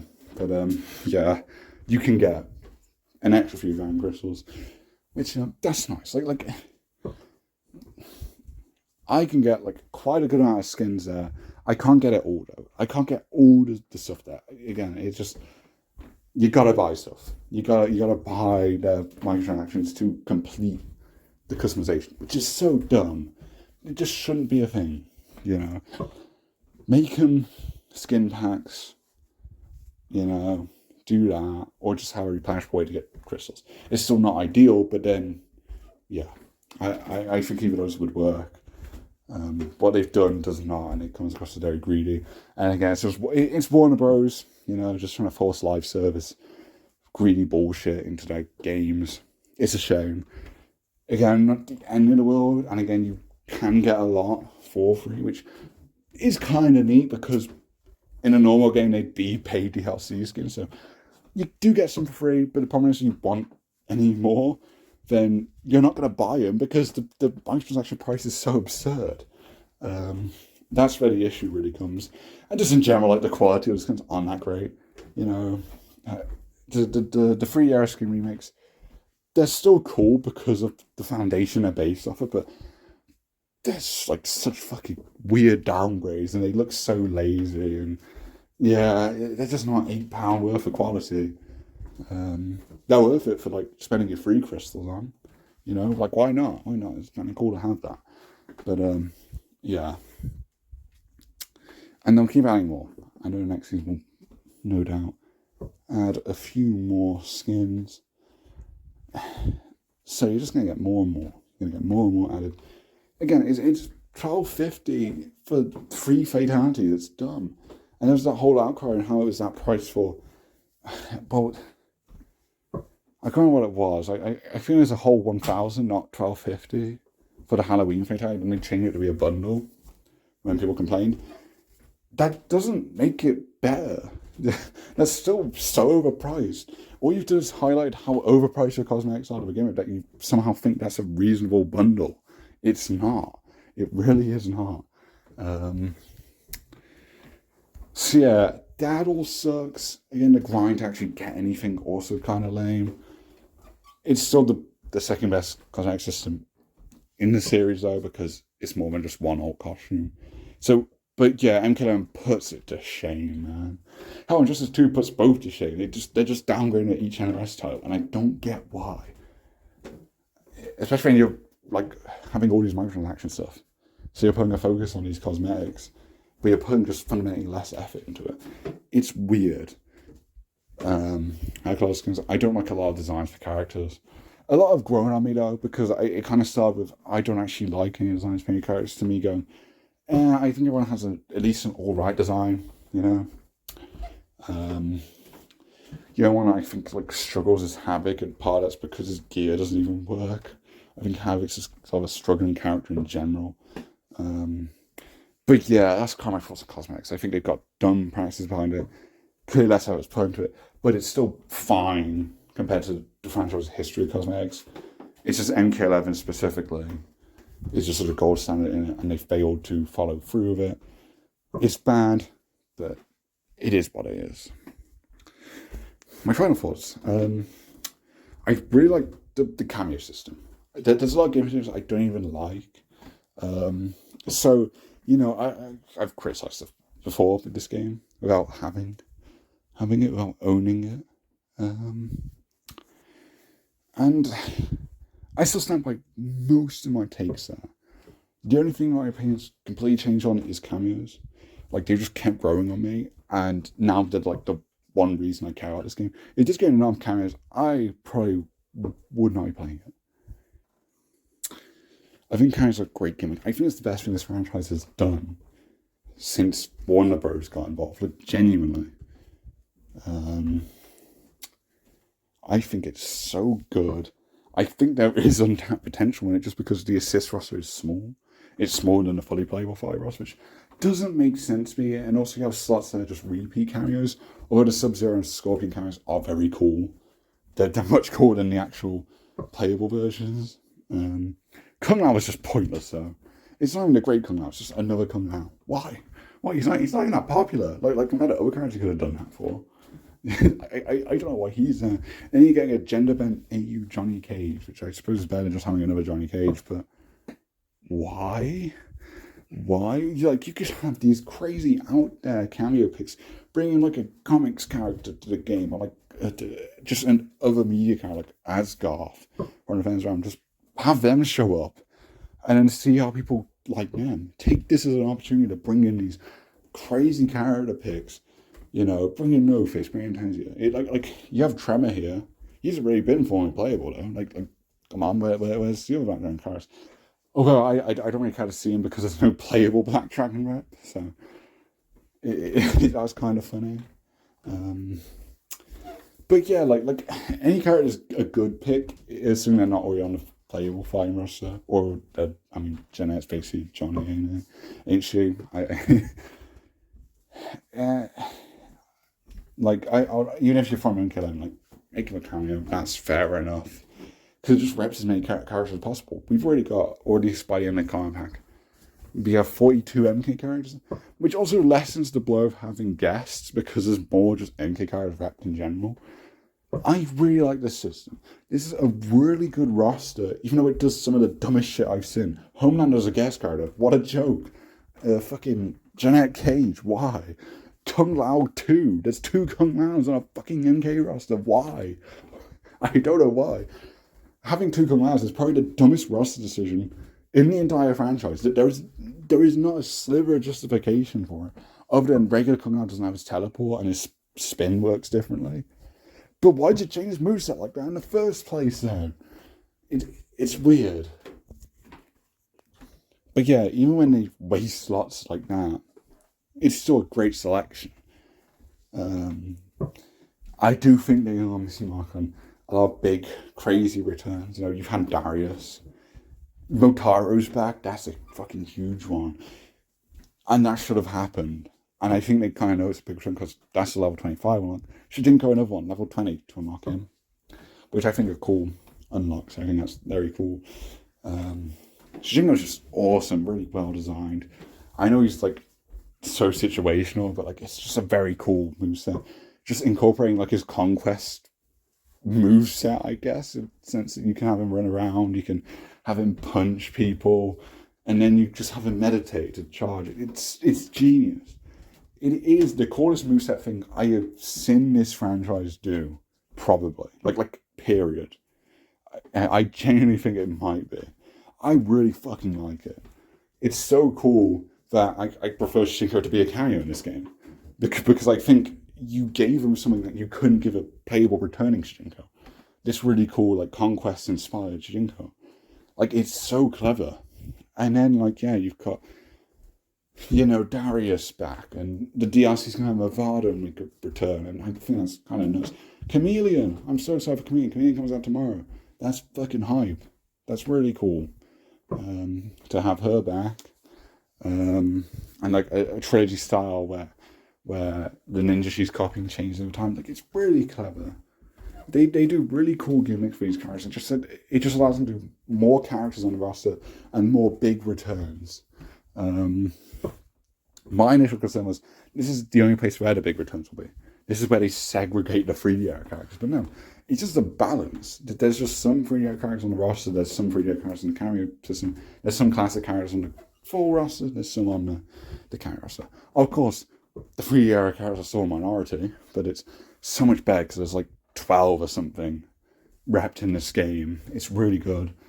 And DLC still giving us like NRS reps. You know, we've had Tremor, which only half counts because he existed like 15 years before he joined MKX's roster.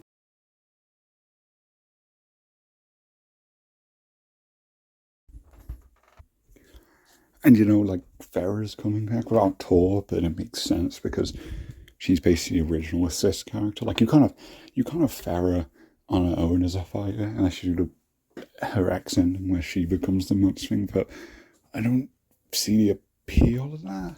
Although I see it, I just don't get the point of it. So having as a cameo, very good pick. Again, another MKX rep, which, you know, this game's lacking. And she's one more out there ones because she didn't come back for 11. So I'm very cool with that. I think that's very clever. I think most Fairy Tail fans don't mind having no Tor. Files is sort of like a Tor stance or something. Like the character you pick will just be her new Tor, and I think that's fun. I think it's a very fun idea. But yeah, I just really like the cameos. A lot of creativity. You've got like Kung Lao, some of the band picks, but they all do cool stuff. I really like them. I want them to stay because I want them to do more, and I want them to have an assist roster that's actually stacked, just big. Because the size disappoints me, but like again, it's like 42 characters. It's still an upgrade. I don't think what they're doing is perfect, but that's why they need to keep the feature. You're not going to get a perfect first time around. Not something as drastic as this, and they still done really cool stuff. So yeah, I hope it sticks around, but I don't think it's been well received. I think a lot of people would just... I don't know if it's necessarily hated, but I feel like most people would just rather have normal single fights. I feel that should be an option. It doesn't really bother me, but I get why that should probably be an option.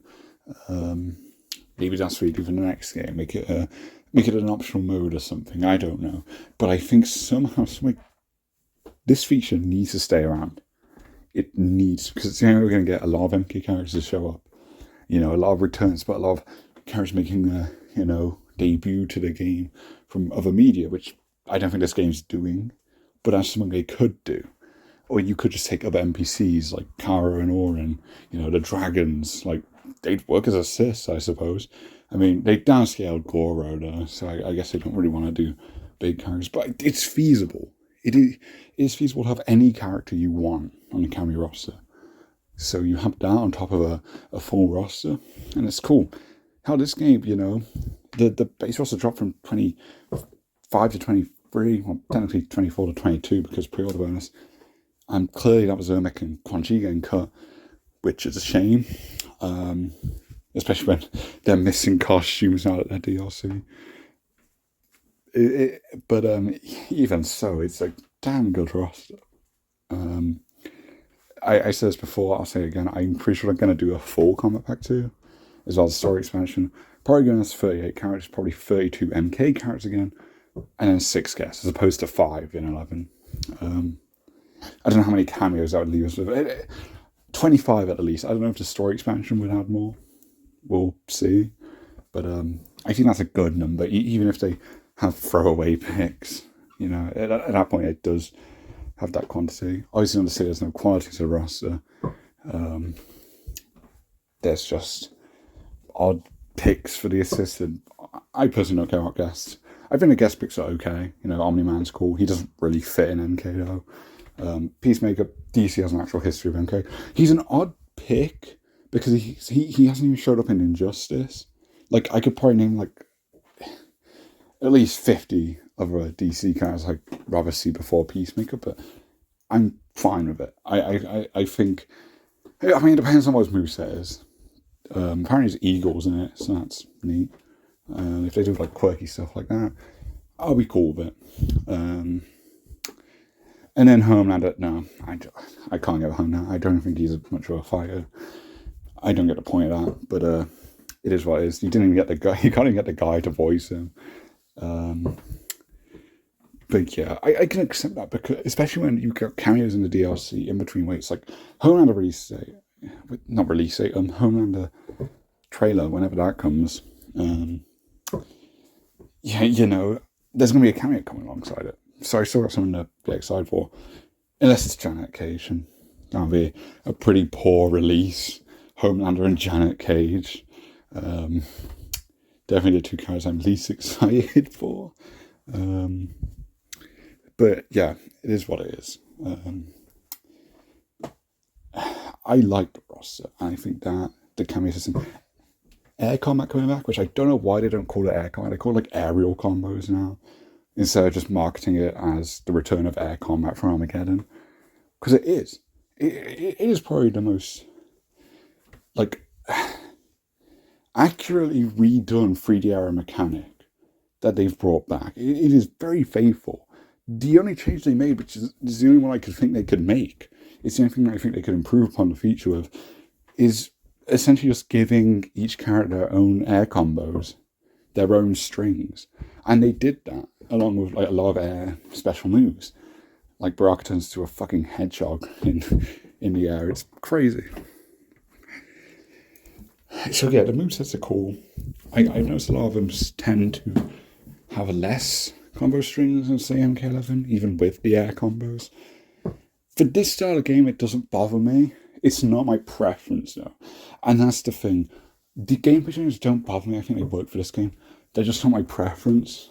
And you know, I think that's quite a subjective thing on. I think it just depends on your taste with these games. But you know, I don't like the wake up system that doesn't have the dedicated wake up attacks. The one where you just, it's gone back to 9 and X where you just do a special move on wake up. And I think that's done. You know, it can just be annoying if someone spams it. Not like hard to deal with, but Sub-Zero Slide, for example. You know, I just don't want you busting it out if I knock you down. It's annoying. They've got a delay when you're knocked down. I like that. That's something. The meter system, I don't like the 3-bar meter, but I think it works in this game. Just because they took X-rays out of it and they made it fill up faster. I think it works. Breakers too, for this game, I think work. Up blocking is, I think, completely pointless. I don't think they should have added that. It's so insignificant of a mechanic though that it doesn't really matter. And force blocking still around. That's whatever. But yeah, air combat counters are the two main ones, and I really like them. So I think that makes up for the stuff, and also the removal of stuff from 11, like rolls and dedicated wake-up attacks, stuff that I liked. Dagon, crushing blows I liked, but it makes sense to get rid of them. The new fatal blow system's quite dumb now, because you can just mash. You can just mash buttons to decrease or increase the damage take, depending on if you're on the receiving end or not. But yeah, in MK11 it used to be you press a button to time it with the hits. Now it's just mashing. And now I have a turbo controller. So you want to know what I do? I press the turbo button and then I press down on all 4 of my buttons. And yeah, it helps me a lot. You know, I have an unfair competitive advantage because I can just like take away like 10% of your fatal blow's damage. Like, even if it just hits on its own. Like it just takes so much away. And when I do it, I do so much damage. You know, I got like a 50% combo the other day doing one. And it's just kind of nuts.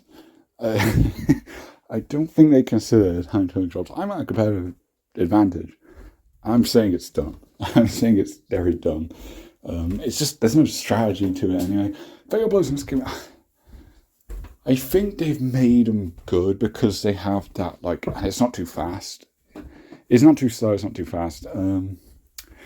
This, like, stop animation where it, like, zooms in on the character before they do the attack. So you have time to block it. Problem is, you can do that in the middle of, like, a character's attack and then just land it. Because, for some reason, fatal blows get armor. And what armor is, it just means you don't react to the hit. Which is dumb. I think they just... I wouldn't even nerf them. I'd just get rid of it entirely. Because I feel the whole point of having that stop animation is to prevent people from just busting it out of nowhere. But because of the armor, you could still do that technically as a punish. I also don't like how many different starts are. Like Reiko's is a crab for some reason. Johnny's is a parry. I don't know how they determine who gets special little qualities to their fatal blows. It's kind of cool, but I don't get the point. Motaro, you can just... He has like a... He changes the start animation if you press the cameo button after the animation. That one's cool, to be fair. I don't know why he has it, but he does like a faster attack. So sometimes you can drop them. You can drop your combos with the fatal blow, which...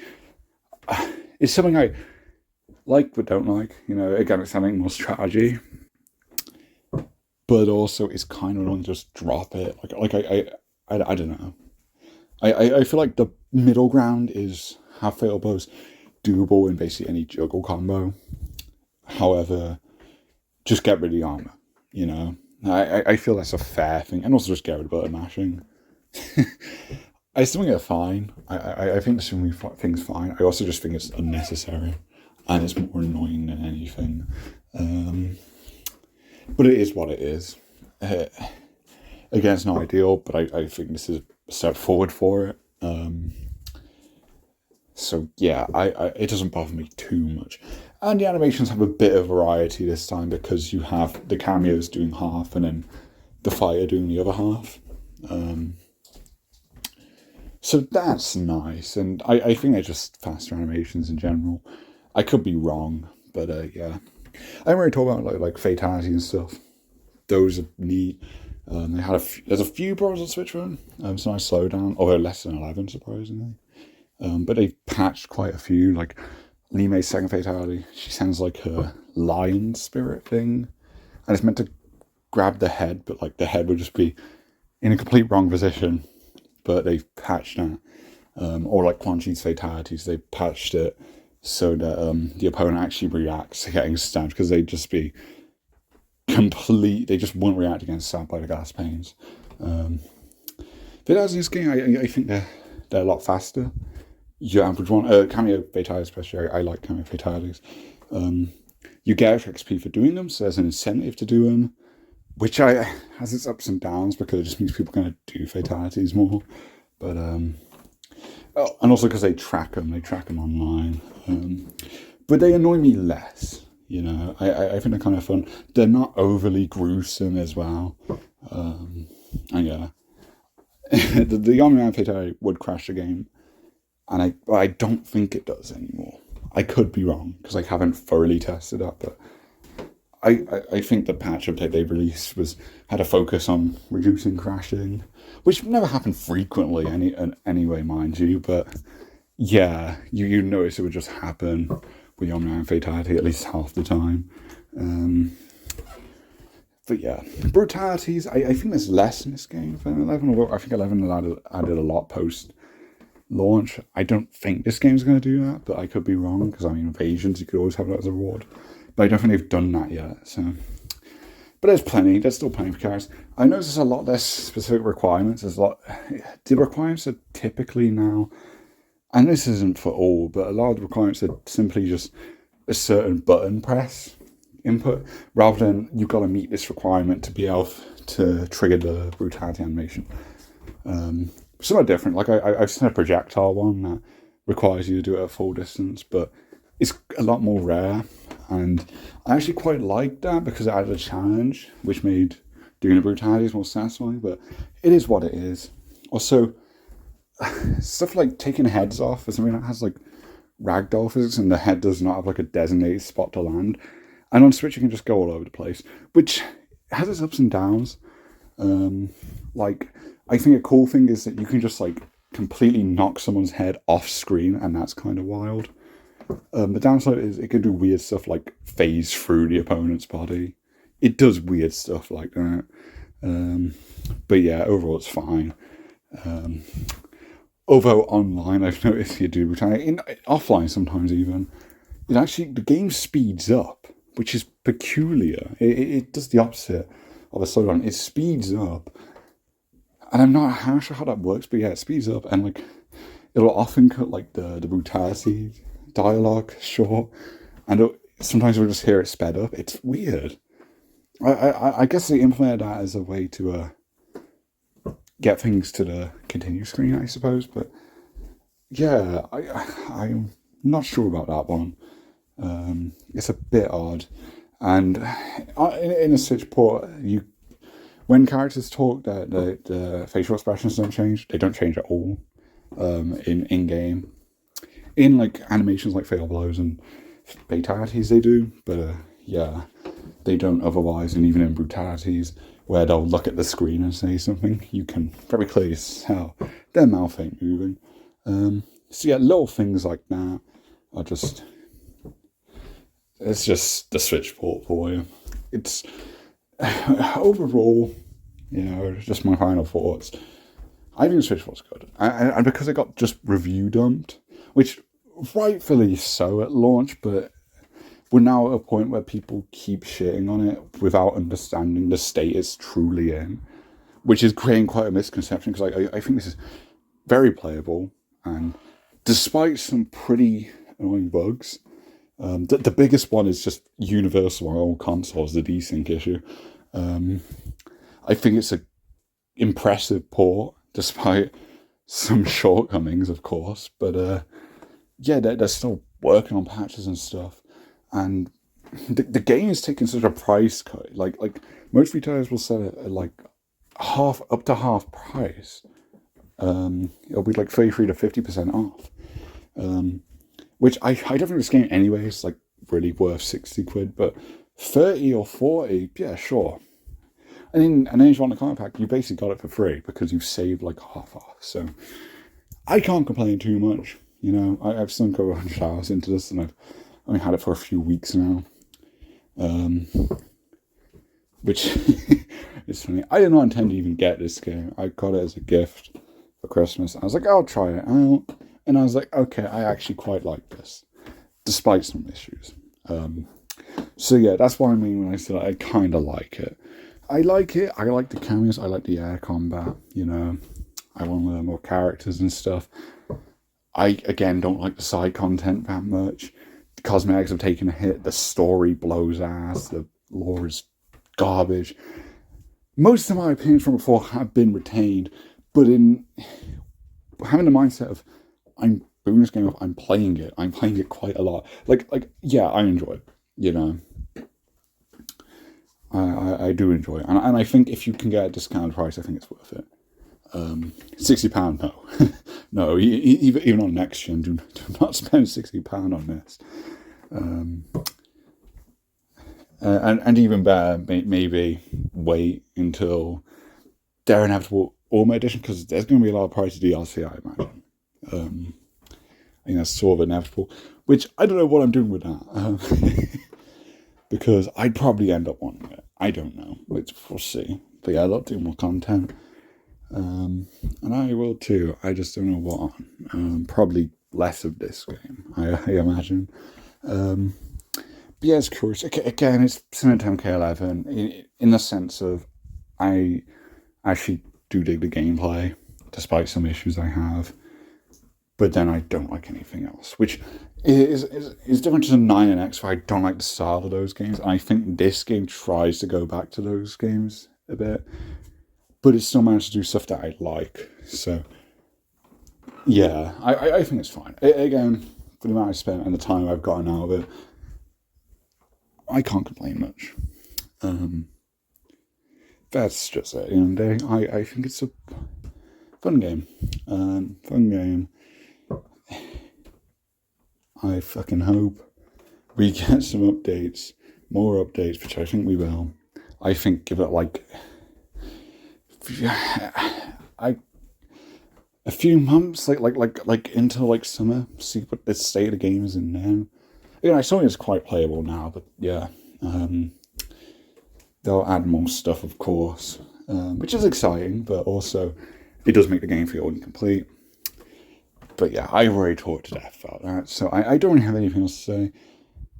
I don't know where this falls in my ranking of MK games. Like, the 3 years is like top 3, just straight away. Deception, Daylight, Armageddon, in that order, 1 to 3, probably. Then there's like, I mean, my favorite game from the 90s MKs are like, it's actually Mythologies by a landslide. I think that's the best thing MK did in the 90s by a lot. So that's like up there, and then there's MK11 and MK12, which I don't know if I prefer to Mythologies. I don't know. I mean, like, as a fighting game, it's hard to rank because it's just a different genre, but yeah, it might be top 5, just from a gameplay standpoint. If we were talking like story, then it would be at the very fucking bottom. It's just like with lore in mind. The actual story mode itself is joint with MKX for the best one. It beats 11, it beats 9. Although they're going to do a story expansion that's going to blow ass, and they're going to overcharge it because it costs money. It takes time. It takes effort. It takes writers. It takes voice actors, animators, all the people who do stuff like that. and they're making it pay DLC for cutscenes that you can watch on YouTube and cutscenes that are going to have screen tear on Switch. It depends what bonuses they have, because it really does depend on the price and everything. Because if I were to get, I'd probably just get the character separately. I don't know. We'll see what they do with that. Obviously, it's a long way away, you know. We've got DLC until the summer, you know, which that's cool. Looking forward to Movado. I'll probably do a video when he is announced, comes out, because I fucking love Movado and I love the cameos. So I'm happy with the character getting the cameo slot. I really am. It doesn't bother me. I know you have fucking stubborn Twitter fans who can't even accept that Sonya's a cameo. A character who is in every game, mind you, except for like 2. Like, give her a break. Come on. She does not need to be in this game. But yeah, that's it. Thanks for watching, and I'll see you in the next one. Bye.